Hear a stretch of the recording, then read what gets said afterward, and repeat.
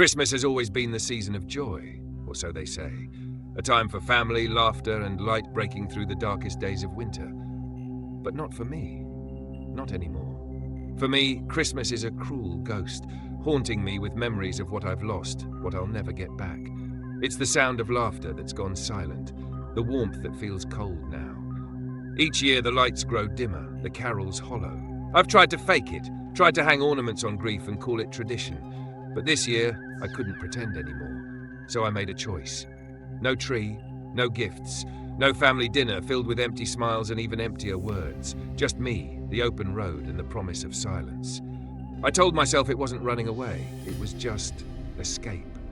A temporary retreat from the world and its demands for cheer. I didn't have a destination in mind.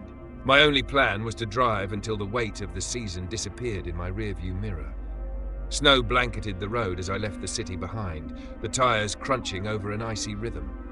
I felt a flicker of freedom at first, but as the hours dragged on, the storm thickened, swallowing the road ahead and blurring the world into shades of grey. That's when I saw the gas station. Its neon sign buzzed weakly in the distance, a lone beacon in the storm. It wasn't much, just a shabby building perched on the edge of nowhere. Inside, a wiry man with a twitchy smile stood behind the counter, pouring coffee into a styrofoam cup. The air smelled of motor oil and stale cigarettes. He barely looked up as I walked in. "Where you headed?" he asked, his voice as worn as the linoleum beneath our feet. I shrugged, trying to seem indifferent, just looking for somewhere quiet. He didn't respond right away, his gaze drifting to the storm outside. Finally, he said, "There's a place not far from here, the Damien Hotel." The name landed oddly, though I couldn't say why. There was something in his tone that made me pause, something just shy of a warning. Before I could press him, another voice cut through the quiet. "It's not the storm you should be afraid of," said a woman sitting in the corner. She was hunched over a steaming cup of coffee, her hood pulled low, her hands trembling. I turned to her, but she didn't look up. Her voice was soft, brittle, like it had been worn thin by years of fear. "If you go there," she continued, "don't stay in room 666. I opened my mouth to ask her why, but she didn't give me the chance. Her shoulders stiffened, and she clutched her mug as if it were the only thing tethering her to this world. The man behind the counter muttered something under his breath, shaking his head. "Some folks don't listen," he said, more to himself than to me. Back in the car, their words stayed with me, circling like vultures. I told myself every small town has its ghost stories, rooms with cursed numbers, legends to keep tourists entertained. But as I drove on, the snow coming down harder, I couldn't shake the feeling that this wasn't just folklore. And then through the storm, I saw it. The Damien Hotel. It rose out of the white like a shadow, its dark turrets reaching into the swirling sky. Grand, imposing, and out of place, like something torn from the pages of an old Gothic novel. Christmas lights clung to the eaves, their colours muted and uneven, struggling against the storm. The building's silhouette felt wrong somehow, like the snow around it was falling slower, the air thicker. I pulled into the driveway, the crunch of my tyres unsettlingly loud in the eerie quiet. A weathered sign greeted me, the Damien Hotel, Est 1896. Mist curled around the edges of the building, softening its lines, but it didn't hide the sense of isolation that clung to the place. I hesitated, my breath fogging up the windshield as I debated turning back, but the storm had grown too fierce, the road behind me vanishing into the white. I didn't have much of a choice. The oak doors groaned as I pushed them open, the sound reverberating through the vast, silent lobby. Warmth rushed out to meet me, but it wasn't inviting. It was too thick, too heavy, like the air had been trapped here for years. The scent of pine and cinnamon was overpowering, almost nauseating in its forced festivity. Garlands draped the banisters, their holly leaves glinting under the light of an enormous chandelier. At the center of the room stood a Christmas tree, its ornaments chipped and mismatched, the tinsel frayed and dull. Everything was festive, but wrong. Like someone had tried to recreate a holiday postcard from memory and missed the mark. At the reception desk, a woman with a rehearsed smile greeted me. Her name tag read Marion. "Do you have a reservation?" she asked, her tone polite but distant. I shook my head. "Just passing through." Her smile faltered, her fingers trembling slightly as she opened the ledger. "We have one room available," she said after a pause. "Room 666. I hesitated, my heart skipping. I thought of the woman at the gas station. Her voice echoed in my mind. "Don't stay in room 666. But I forced a laugh, trying to shake off the unease. "What, no room 13? I joked. Her smile tightened and she slid the brass key across the counter. Her fingers lingered on it for just a moment before she whispered, barely audible, "Keep the lights on." I laughed again, though the sound felt hollow. A number couldn't hurt me. A room was just a room. At least, that's what I told myself as I took the key and headed toward the elevator. I should have listened. The first time I saw the Damien Hotel, it didn't feel like a place at all. It felt like a boundary, like the end of one world and the beginning of another. Its dark turrets stretched into the storm, clawing at the sky. Snow fell thickly around it, but somehow the flakes seemed to drift slower here, the air heavier, as if even nature hesitated to approach. The headlights of my car lit up the driveway, revealing a weathered sign, the Damien Hotel, Est 1896. The wood was worn, its paint flaked and faded, but the letters stood out clearly, etched deep and dark as though carved by a hand that wanted them to last forever. Christmas lights clung to the eaves of the roof, their colours muted, flickering faintly in the howling wind. It should have been festive, comforting even, but instead it felt strained. Like the lights were putting on a show for someone who wasn't supposed to notice their effort. As I pulled closer, the car's tyres crunched against the icy gravel, the sound unnaturally loud in the otherwise silent world. The building loomed ahead, grand and gothic, but weathered by time. It wasn't welcoming. It was waiting. I cut the engine and stepped out into the cold. The snow was thick underfoot, muffling the world, and the wind sliced through my coat with a sharpness that felt personal. Standing there, staring up at the hotel, I thought about the gas station clerk's warning, the odd tone in his voice when he mentioned this place, and the woman's words, "Don't stay in room 666. I shook off the thought and climbed the worn stone steps to the front doors. They were massive, oak slabs etched with carvings of holly leaves and cherubs. Their faces seemed wrong, too lifelike, too aware, their carved eyes following me as I hesitated. The metal handle was icy under my hand, and when I pushed the door open, it groaned loudly, the sound echoing into the vast lobby beyond. The warmth hit me like a wall, but it wasn't the cozy warmth of a roaring fire. It was thick, suffocating, like the heat had been trapped here for decades. The air smelled of pine and cinnamon, but the scent was cloying, overripe, as though it had been left to rot. I stepped inside, and the doors creaked shut behind me, sealing me in. The lobby was massive, its high ceiling stretching into shadows I couldn't see through. Garlands draped along the banisters of a grand staircase, their fake holly leaves gleaming faintly in the dim light. An enormous Christmas tree stood in the center of the room, its branches heavy with mismatched ornaments, some glittering and new, others dull and chipped, as if they'd seen too many winters. Tinsel hung limply from its limbs, its metallic sheen dulled by age. But it wasn't the decorations that struck me. It was the shadows. They clung to the edges of the room, pooling in corners where the light from the grand chandelier didn't quite reach. They weren't normal shadows. They were darker, thicker, as if they had substance. And they felt alive, like they were watching me. The receptionist stood behind a long wooden desk, her face lit by a small lamp. She was young, mid-30s maybe, with dark hair pinned into a neat bun. Her name tag read Marion. She smiled as I approached, but it wasn't a warm smile. It was mechanical, practiced, as if she'd repeated it too many times and no longer remembered why. "Welcome to the Damien Hotel," she said, her voice soft and polite, but distant. "I don't have a reservation," I said, brushing snow from my coat. "I just need a room for the night." Her smile faltered for a fraction of a second, but her hand was already reaching for the ledger. The pages were yellowed and worn, the edges frayed. She flipped through them slowly, almost reluctantly, before stopping at a blank space. "We have one room available," she said after a pause. "Room 666. The number hung in the air between us, heavy and cold. My stomach tightened, though I couldn't say why. I forced a nervous laugh, trying to break the tension. "Room 666, isn't that a bit on the nose?" Marion's eyes flicked up to meet mine. For a moment, I thought I saw something there, fear, maybe, or regret. But then she smiled again, tighter this time. "It's just a number," she said, sliding the brass key across the counter. Her hand lingered on it for a moment too long before pulling back. "Would you like help with your bags?" I shook my head and reached for the key. Her fingers brushed against mine, and I flinched. Her skin was ice cold. As I turned to leave, her voice dropped to a near whisper. "Keep the lights on." I stopped, the words sending a shiver down my spine.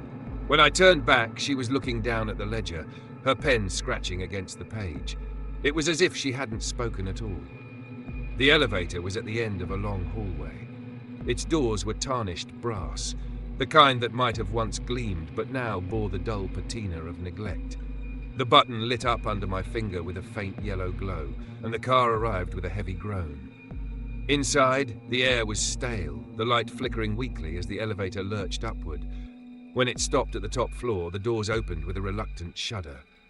Cold air rushed in, sharp and biting, and the hallway beyond stretched endlessly in both directions. The carpet was faded, its once bright patterns dulled into indistinct shapes. The sconces along the walls flickered erratically, casting uneven light. Room 6666 was at the far end of the corridor. The brass numbers on the door gleamed faintly, catching the light in a way that made them seem alive. As I approached, I noticed something else, scratches on the door. Long, uneven marks, as if something with claws had tried to get in or out. I hesitated, the key heavy in my hand. The woman's voice echoed in my mind, "Don't stay in room 6666. But I shook off the unease. A number couldn't hurt me. A room was just a room. I told myself that as I slid the key into the lock. The door creaked as it opened, the sound loud in the silence. The room beyond was warm and inviting. A fire crackled in the hearth, casting dancing shadows across the walls. The bed was enormous, its blankets thick and neatly folded. A plush armchair sat by the window, which framed the falling snow like a postcard. But something felt wrong. It wasn't obvious at first, just a faint unease gnawing at the edges of my mind. The warmth was too warm, the air too thick, and the shadows in the corners of the room, they didn't move with the firelight. They curled and twisted on their own, writhing like living things. Above the fireplace hung a painting. It was a winter scene, a snow-covered field under a grey, overcast sky. At first glance, it seemed peaceful, but as I stared at it, details began to emerge. Small, dark figures scattered across the snow. Their faces were hard to make out, but the longer I looked, the more I noticed something wrong. Their mouths were open, frozen in silent screams. I turned away, my chest tight. It was just a painting, I told myself, just an old room in an old hotel, nothing to be afraid of. But as I unpacked my bag and settled into the room, I couldn't shake the feeling that I wasn't alone. The shadows seemed deeper now, the air heavier, and the firelight, warm and bright when I arrived, had begun to flicker, its glow growing dimmer with every passing moment. When I closed the door to room 666 behind me, it felt like stepping into a story someone else had already begun. The fire crackled in the hearth, a warm, flickering light that stretched long shadows across the walls. The bed, oversized and piled with heavy blankets, looked like it had been waiting for me. And then there was the painting above the fireplace. That winter scene, so still and serene at first glance, but wrong the longer you stared at it. I tried not to look at it. Instead, I busied myself with the small rituals of settling in, unpacking my bag, draping my coat over the chair by the window. Outside, the snow continued to fall, muffling the world beyond the glass. For a moment, I told myself I'd made the right choice coming here. The room was quiet, peaceful, a perfect place to escape. But the feeling didn't last. It started subtly, just little things that didn't sit right. The warmth of the fire felt too warm, almost stifling. The shadows on the walls moved strangely, as though the firelight wasn't the only thing making them dance. And that scent, the faintest trace of something metallic, sharp, just beneath the cinnamon and pine. I poured myself a glass of water from the carafe on the nightstand and sat in the armchair, trying to ignore the whispers of unease creeping into my mind. But no matter how hard I tried to focus on the fire, my eyes kept drifting back to the painting. The field in the painting was blanketed in snow, a muted grey sky hanging low overhead. At first it seemed peaceful, but as I stared, the details sharpened. The snow wasn't smooth, it was churned up, marked by faint impressions that could have been footprints. And the figures, tiny at first, began to take form. There were 5, maybe 6, scattered across the canvas. They weren't just standing, they were collapsed, their dark shapes blending into the icy white. I squinted, leaning closer. Their faces were pale blurs, but I could just make out their mouths, open, twisted into silent screams. I looked away, my chest tightening. It was just a painting, I told myself. An old, strange painting in an old, strange room. Nothing more. But even as I turned my back to it, I could feel its presence pressing against me. It wasn't just an image hanging on the wall. It was watching me. The fire crackled louder, snapping like it wanted my attention. I turned toward it, desperate to focus on something else, and noticed the shadows again. They weren't behaving the way they should. They stretched too long, curling unnaturally in the corners of the room. For a moment, I thought I saw movement in one of them. Just a flicker, like something shifting in the darkness, but when I looked directly at it, there was nothing there. I told myself I was tired. The long drive, the storm, the stress of the holidays, it was getting to me. I climbed into bed, pulling the blankets up to my chin. The fire burned low, the room bathed in a soft, flickering glow. I closed my eyes, forcing myself to breathe deeply. That's when I heard it. At first it was so faint I thought it was the wind, a soft, distant hum. But then it grew, curling around the edges of the room, slipping into my ears like smoke. Whispers. They weren't words, not at first, just sounds. Low and indistinct, like a conversation happening in another room. But as I lay there, frozen beneath the blankets, they began to take shape. Stay. The word drifted through the room, barely audible, but unmistakable. Stay with us. My breath caught and I sat up, scanning the room. The fire flickered, the shadows deepening, but everything else was still. The whispers stopped, replaced by the heavy silence of the room. I shook my head, laughing nervously to myself. Just the wind, I thought. Just my imagination. I lay back down, but sleep didn't come easily.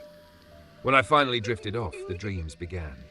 In the dream, I was standing in the snow-covered field from the painting. The air was cold and sharp, the sky a heavy grey pressing down on me. The figures were there, scattered across the snow, their faces twisted in agony. Their mouths moved, but no sound came out. I tried to step closer, to see them more clearly, but the snow beneath my feet turned to ash, sinking with every step. Then I saw it. At the edge of the field, barely visible against the grey horizon, a figure stood.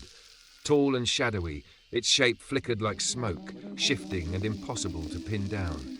It didn't move, but its presence filled the air, suffocating and oppressive.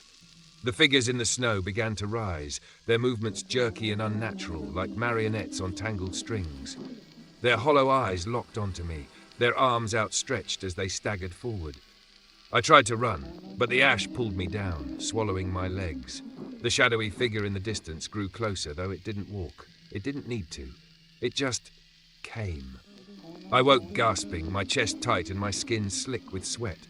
For a moment I didn't know where I was. The fire had burned down to embers and the room was cloaked in near darkness. That's when I saw it. An ornament sat on the nightstand beside me. Round and glass, painted with swirling red and gold patterns. My heart stopped. I hadn't put it there. It wasn't there when I went to bed. My hand trembled as I reached for it. The glass was cold, almost painfully so. As I turned it over, the faint metallic scent grew stronger. My stomach lurched as I realized the red wasn't paint. It was blood, dried in jagged streaks across the surface. I dropped the ornament, watching as it rolled across the floor, stopping just short of the wardrobe. The whispers returned, louder now, curling through the air like a living thing. Stay. My breath came in shallow gasps and I scrambled out of bed, fumbling for the light switch. The bulb buzzed once and then went out, plunging the room into total darkness. The shadows surged, twisting and writhing, and the whispers grew louder, overlapping into a cacophony of voices. They weren't asking anymore. They were demanding. Stay with us. I turned toward the painting and my blood turned to ice. The figures in the snow were gone. The field was empty now, but in the center of the canvas, the shadowy figure loomed. Its form was sharper, more defined, and its ember-like eyes burned into mine. The fire roared back to life suddenly, casting wild, leaping shadows across the room. The whispers crescendoed. a maddening symphony of voices as the shadows stretched toward me, pulling at the edges of my mind. I grabbed my coat and bolted for the door, my hands shaking as I fought with the lock. The whispers rose to a scream, and just as I managed to wrench the door open, I heard one last word, clear and sharp above the chaos. Mine. I stumbled into the hallway, my heart pounding, my breath ragged. The door slammed shut behind me, the sound echoing down the empty corridor.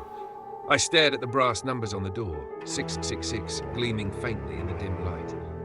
For a long moment, I stood there, trembling, unsure if I'd truly escaped. And as I turned to leave, I could still hear the whispers, faint but lingering, curling through the air like smoke. I didn't leave the Damien Hotel the morning after my first night. I couldn't. Not because I wanted to stay. God, no. But because the weight of the night before clung to me, a suffocating blanket I couldn't throw off. Every instinct told me to run, to get as far from room 666 as I could. But when I woke to the dim light filtering through the snow-streaked window, I realized something terrifying. I wasn't sure the room would let me go. The fire had burned down to cold ash, but the metallic tang in the air was stronger than ever. The ornament was gone, vanished like it had never been there at all. But on the floor near the wardrobe, I found something new. A journal. It wasn't mine. Its cracked leather cover looked ancient, its edges stained with what I prayed was just water. My hands shook as I picked it up, the air around it feeling colder somehow. I didn't open it right away. I wasn't sure I wanted to. When I finally left the room, the hallway felt different. The faded carpet muffled my footsteps, but beneath the silence there was a faint hum, like machinery buried deep within the walls. The air was thin, heavy, as though the building itself was holding its breath. And the doors, every door I passed was marked. Scratches, faint but deliberate, ran across the wood in uneven patterns, like claws or something worse. I didn't stop to investigate. I couldn't bring myself to. The lobby was deserted when I got there, the garlands and brittle tree looking even more lifeless in the morning light. Marion was at the desk, her face pale, her hands gripping the edge of the counter like she was holding herself upright. Her eyes darted to the journal tucked under my arm, widening slightly before she forced that practiced smile back onto her face. "Checking out?" she asked, her voice too bright, too controlled. I nodded but didn't move. The question I'd been trying to ignore all morning slipped out before I could stop myself. "What's in room 666? Her smile froze, and for a moment her mask cracked. Fear flickered across her face and her hands tightened on the counter. "You should leave," she said quietly, glancing toward the empty lobby as though afraid someone might overhear. "The longer you stay," her voice faltered and she swallowed hard. "Just go, please." I wanted to push her for answers, but the way her eyes darted to the stairs made my stomach turn. It was as if she was afraid of the room itself, as if even talking about it might draw its attention. "I'll be back," I said, though I didn't believe my own words. Her expression didn't change. She just nodded. Her lips pressed into a tight line and whispered, "Be careful." The town wasn't far. Just a small grid of streets lined with weathered buildings that looked like they'd been standing for a century too long. The snow muted everything, but as I walked, I felt their eyes on me. The townspeople. They didn't speak to me. They didn't even nod in greeting. But I could feel their stares, lingering too long, whispers crackling in my wake. By the time I reached the cafe at the edge of town, my nerves were frayed. The bell above the door jingled as I stepped inside, the warmth of the room doing little to chase away the chill in my chest. A handful of patrons sat at scattered tables, their conversations halting the moment I walked in. Behind the counter, an older man with wiry grey hair and tired eyes glanced up. "Coffee?" he asked, his voice gruff but not unfriendly. I nodded and took a seat in the corner, my back to the wall. The journal felt heavy in my lap, its presence demanding attention. But before I could open it, the man approached, sliding a steaming mug onto the table. His name tag read, Earl. "You're not from around here," Earl said, pulling out the chair across from me without waiting for permission. "No," I replied, keeping my voice guarded. "Just passing through." "Staying at the Damien?" The question landed like a blow. I froze, my fingers tightening around the mug. His eyes narrowed slightly, and he leaned back, nodding to himself. "Room 666, he added, his voice barely above a whisper. My stomach turned. What do you know about it? Earl's gaze dropped to the journal, his expression darkening. He didn't answer right away. Instead, he lit a cigarette, rolling it between his fingers as if he needed something to steady his hands. You shouldn't have gone there, he said finally. Nobody goes to the Damien unless they've got nowhere else to go, and nobody stays in that room unless... His voice trailed off, and he glanced toward a woman sitting near the counter. She was small, bundled in a thick scarf, her pale face turned toward the window. Earl gestured to her and she flinched as though he'd struck her. "Tell him," he said softly. The woman didn't move at first. Then, slowly, she turned to me, her hollow eyes locking onto mine. "It takes people," she said, her voice trembling. "It?" I asked, leaning forward. "What do you mean?" She pulled the scarf tighter around her neck, her lips barely moving as she spoke.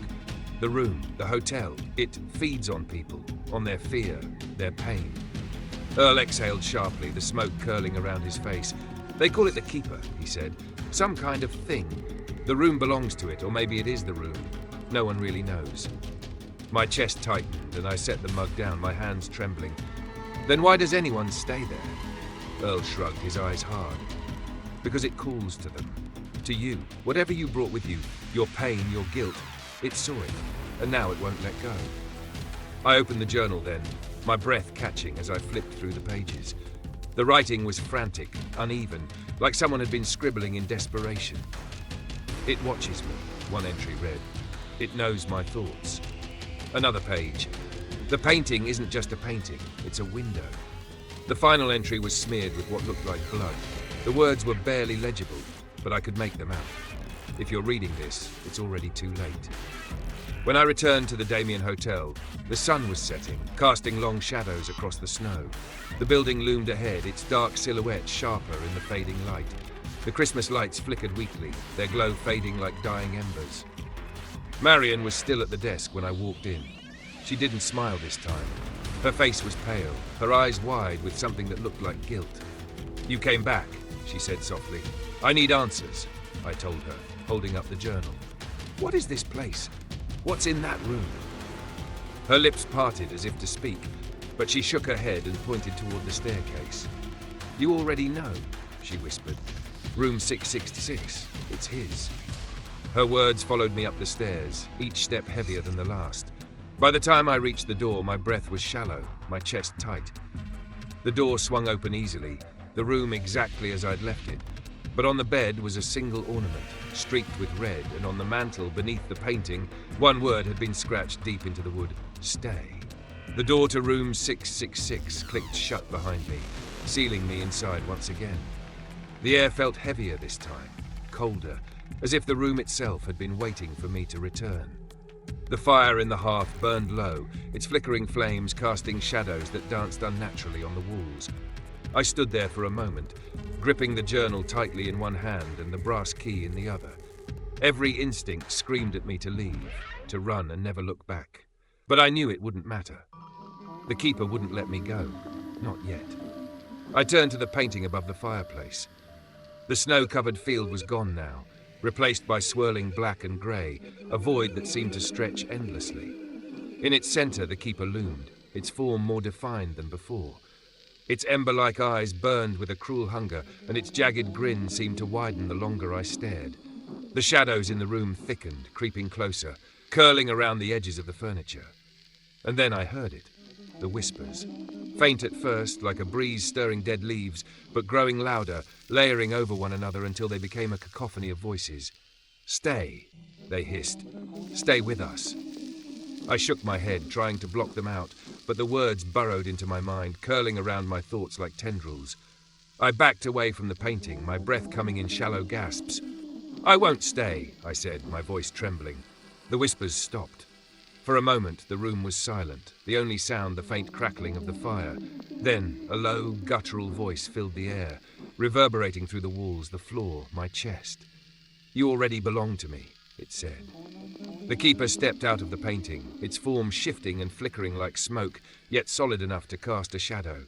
It was tall, impossibly tall, its spindly limbs stretching unnaturally as it moved closer. Its eyes burned brighter now, twin embers that seared into me, and its grin twisted into something even more grotesque. You brought me your pain, it said, its voice low and rumbling. Your guilt, your despair, you fed me, and now you are mine. I stumbled backward, clutching the journal like a lifeline. No, I whispered, I don't belong to you. The keeper laughed, a hollow, echoing sound that filled the room. You cannot fight me, it said. You are nothing, a shadow of yourself, hollow and broken. You came to me because you wanted to be consumed. Its words cut deep, slicing through my resolve. They weren't just taunts, they were truths I'd been trying to ignore. I had come here to escape, to run from everything I couldn't face. My failures, my losses, my regrets. And the keeper had seen it all, feasted on it, grown stronger because of it. But even as the weight of its words pressed down on me, a flicker of defiance sparked in my chest. I remembered the journal, the frantic scrawl on its pages. It can't take what you don't give. Keep the light alive. I turned toward the fire, the embers glowing faintly in the hearth. The keeper's form flickered, its grin faltering as it followed my gaze. You think light will save you? It hissed. Its voice was sharper now, angrier. I am the dark. I am despair. You cannot escape me. I dropped the journal onto the mantel and grabbed the matches, my hands shaking as I struck one. The tiny flame flared to life, and the shadows in the room recoiled, hissing like living things. The keeper screamed, a sound that made the walls tremble and the air vibrate. No, it roared. You cannot defy me. I lit the fire, feeding it with logs until the flames roared high, casting brilliant light across the room. The shadows writhed, twisting and curling as they tried to retreat. The keeper's form flickered violently, its edges blurring and shifting as it was forced back toward the painting. But it wasn't done. The whispers returned, louder now, a maddening symphony that clawed at my mind. The shadows surged forward, wrapping around my ankles, my wrists, pulling me toward the void of the painting. The firelight dimmed, its glow struggling against the darkness. You cannot fight me, the keeper roared, its ember eyes burning brighter. You are mine. The journal's words echoed in my mind. Keep the light alive. I scanned the room, desperate for something, anything that could help me. My eyes landed on the Christmas tree in the corner. Its ornaments were dull and tarnished, but at its top the star glinted faintly in the firelight. The keeper lunged toward me, its shadowy form stretching across the room. I tore the star from the tree, its sharp edges biting into my palm. The moment I held it, I felt its warmth, small but steady like the fire. The keeper paused, its form wavering. What is that? It snarled. I didn't answer. I didn't have to. I held the star high, its golden light bursting forth like a beacon. The shadows screamed and recoiled, retreating to the corners of the room. The keeper howled, its form flickering violently as the light burned through it. You cannot defeat me, it roared. I am eternal. You can't take what I won't give you, I said, my voice steady now. The keeper's form shattered, splintering into fragments of shadow and smoke. The room trembled, the fire roaring higher as the light consumed the darkness. The whispers faded, replaced by a deafening silence. When the fire finally settled, the room was still. The painting above the fireplace was blank now, the void and the keeper erased. But I knew better than to believe it was over. The star in my hand glowed faintly, its warmth steady. I set it on the mantel beside the journal and turned toward the door. The brass numbers, 666, gleamed faintly in the firelight. As I stepped into the hallway, the air felt lighter, the oppressive weight lifted. But as I descended the stairs, I felt it again, a faint presence, lingering just out of reach. The keeper wasn't gone, not entirely. Its whispers echoed faintly in my mind, a chilling reminder of the battle I'd fought, and the one I knew wasn't over. The door to room 666 opened with a shudder, and I stepped into the hallway like I'd surfaced from underwater, gasping for air that felt just as heavy and cold as the room I'd left behind. The brass key was still in my hand, its edges biting into my palm. I don't remember locking the door, but when I glanced back, the brass numbers gleamed faintly in the flickering light of the corridor, 666. For a moment I stood frozen, unsure if I'd truly escaped. The whispers had stopped, but their echoes clung to me, faint and distant, like a song stuck in the back of my mind. My breath came in shallow gasps as I forced myself to move. Each step down the hallway felt heavier than the last, as though the hotel itself didn't want me to leave. The elevator was just ahead, its tarnished brass doors reflecting the dim glow of the flickering sconces. I pressed the call button, and the sound of the machinery grinding to life sent a shiver through me. The doors opened with a groan, revealing the small, dimly lit car. I stepped inside and hit the button for the lobby, my hands trembling as I gripped the rail. The doors slid shut, and for a moment I thought I was safe. The elevator jolted into motion, its creaks and groans echoing through the confined space. The light above flickered erratically, casting distorted shadows across the walls. Then, without warning, the car lurched to a stop, throwing me against the side. The light went out, plunging me into total darkness. My breath caught and I fumbled for the emergency button, but nothing happened. The silence pressed in, heavy and suffocating. And then I heard it. The whispers. They were faint at first, curling around the edges of the darkness like smoke, but they grew louder, layering over one another until they became a chorus of voices. Stay! Stay with us! The walls of the elevator groaned, bending inward as though something massive was pressing against them. The air grew colder, and the shadows in the corners of the car began to shift, twisting and curling like living things. I struck a match, the tiny flame flaring to life in the suffocating dark. The whispers faltered, retreating slightly, but they didn't stop. I climbed onto the railing and pushed open the emergency hatch above me, my movements frantic and clumsy. The cold air of the elevator shaft hit me like a slap, and I pulled myself up onto the roof of the car. The shaft stretched into darkness above and below, but the faint glow of the lobby lights far below was enough to guide me. I grabbed hold of the maintenance ladder and began to climb down, my hands slick with sweat despite the chill. The whispers followed me, louder now, echoing through the shaft like a terrible song. You can't leave, the voices hissed. You belong to us. The ladder rungs were cold and slick, biting into my palms as I climbed. My legs trembled with every step, my breath coming in sharp gasps. The whispers grew angrier, more insistent, and I felt the keeper's presence behind me, closing in. When I finally reached the bottom, I dropped onto the marble floor of the lobby, my knees buckling under me. The chandelier overhead flickered weakly, its crystals rattling like wind chimes in a storm. The Christmas tree in the center of the room was a charred skeleton now, its brittle branches clawing at the air. Marion was at the desk. She wasn't smiling anymore. Her face was pale, her eyes wide with fear. She watched me stumble toward the door, but she didn't say a word. The oak doors groaned as I pushed them open, stepping out into the cold night air. The snow fell in soft, silent flakes, blanketing the world in a false sense of peace. My car was just ahead, covered in a thin layer of frost. I fumbled with the keys, dropping them twice before finally unlocking the door. The engine sputtered to life, and I pulled out of the driveway, the tires crunching against the icy gravel. As I drove away, the Damien Hotel loomed in my rearview mirror, its dark silhouette fading into the storm. But even as it disappeared from sight, I couldn't shake the feeling that it wasn't truly gone. When I reached my apartment, everything felt wrong. The familiar sights should have been comforting, but they weren't.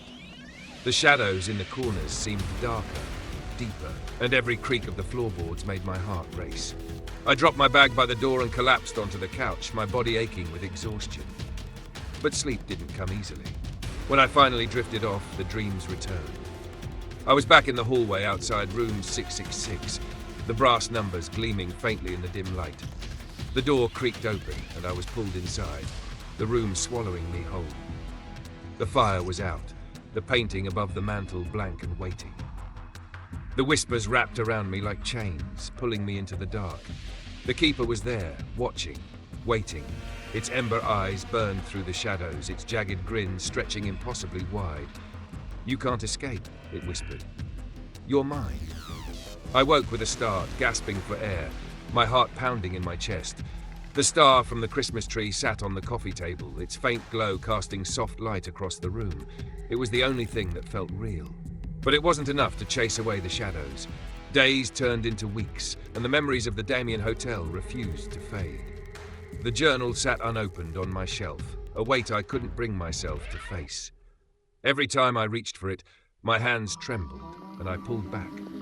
The whispers didn't stop. Sometimes they were faint, barely audible, curling around the edges of my mind like a distant song.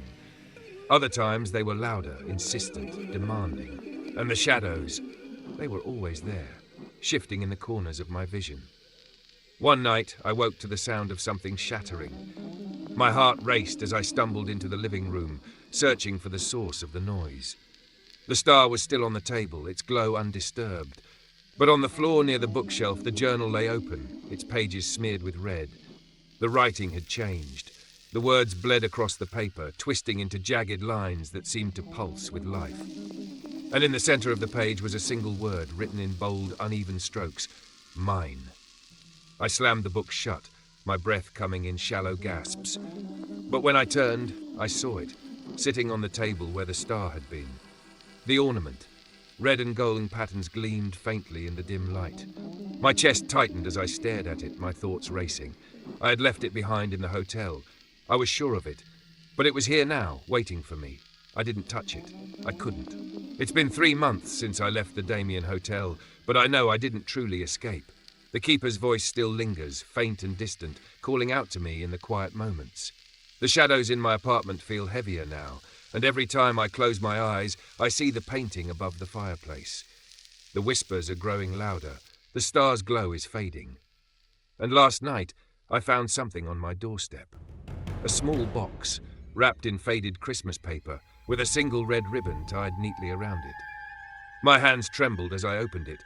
Inside was another ornament, and beneath it a note, scrawled in jagged handwriting: Room 666 always waits. It's been 3 months since I left the Damien Hotel. 3 months since I stepped out of room 666 and thought I had escaped. But now, I'm not so sure. The nightmares haven't stopped. They've changed, evolved, twisting into something sharper, more personal. I don't just dream about the room anymore. Now it's my home, my walls, my shadows. In my dreams, the painting follows me. It's never the same twice. Sometimes it's the snow-covered field with those screaming figures frozen in place. Other times it's blank, a void that shifts and pulses, waiting for something to fill it. And always, at the center, is the keeper. I see its ember eyes in the darkness when I wake, those twin burning points that sear into my thoughts. I feel its presence when the lights flicker or when the shadows stretch a little too long. And sometimes, when I'm alone, I hear the faintest whisper of its voice. Stay! I tell myself it's all in my head. That what I experienced at the Damien was nothing more than the product of exhaustion and fear. A bad night in a bad place. But even as I say it, I know I'm lying. The keeper hasn't let me go. Not really. I tried to move on. I really did. The first week I stayed up late, drowning out the whispers with loud music and bright lights. But it didn't help. The shadows in the corners only grew darker, heavier, like they were waiting for me to let my guard down. The journal sits on my shelf, unopened. I can't bring myself to read it, not because I'm afraid of what's inside. I already know what it says. It's because I'm afraid of what might happen when I do. The star from the Damien still sits on my coffee table. Its faint glow hasn't faded completely, but it's dimmer now, weaker. I keep it close, though I don't know if it's protecting me or marking me. And then there's the ornament. It's there, always there, sitting on the same spot where I found it that first night. I've tried to get rid of it. I threw it in a dumpster 3 towns over, buried it in the woods, even drove to the edge of a frozen lake and hurled it into the icy water. But no matter what I do, it always finds its way back. Every time I come home, it's there, waiting for me. I've started to notice things, small, unsettling details that make my skin crawl. Shadows that shouldn't move but do. The way my reflection lingers a little too long in the mirror when I turn away. A week ago, I woke up to find scratches on my bedroom door. Long, jagged marks, like the ones I saw on the doors of the Damien Hotel. I locked the door that night and slept with the star under my pillow. The next morning, the scratches were gone. And then, last night, I heard the knock. It was soft at first, barely audible, like someone tapping their fingernails against the wood. I froze, lying there in the dark, my breath caught in my throat. The knock came again, louder this time, insistent. I didn't want to open the door. Every instinct screamed at me to stay in bed, to pretend I hadn't heard it. But something compelled me. Some awful, undeniable pull. When I opened the door, the hallway was empty. But sitting on the floor was a small box, wrapped in faded Christmas paper, tied with a single red ribbon. My hands trembled as I picked it up. Inside was another ornament. Identical to the first, its swirling red and gold patterns gleamed faintly in the dim light. And beneath it was a note, scrawled in the same jagged handwriting as the journal. Room 666 is closer than you think. I don't know what the Keeper wants from me. Maybe it's waiting for me to crack, to break under the weight of its presence. Or maybe it doesn't need me to come back at all. Maybe it's already here. The whispers have been louder today. They creep into my thoughts when I least expect them, curling around my mind like smoke. The shadows in the apartment seem alive, moving just out of sight. I can feel it, closer now, the way you feel a storm before it hits. The air is heavier, the light feels dimmer, and the painting, the one from the room, it's there in my dreams every night, clearer than ever. The Keeper's ember eyes stare back at me, its jagged grin stretching wider with each passing moment. This isn't just about me. I don't think the Damien Hotel is a place anymore. It's something else, something alive, something that feeds. It found me because I was broken, and it knows I'll never stop carrying that pain. It saw the cracks in my soul and slipped through them like water through stone. And now, it's looking for someone else. Maybe that's why I'm telling you this. Maybe the Keeper wants me to tell you. Because the thing about cracks is, they're not always visible at first. Sometimes they're hidden, deep below the surface, waiting for the right moment to split wide open. And when they do, the Keeper will be there waiting, watching, whispering. If you hear it, if you feel the pull, don't follow it. Don't open the door. Don't let it in. Because once you do, it never lets you go. It waits, patient and unrelenting, until the light fades and the shadows claim you. And when they do, you'll hear it. The Keeper's voice, soft and insistent, calling out to you from the dark. Stay with us.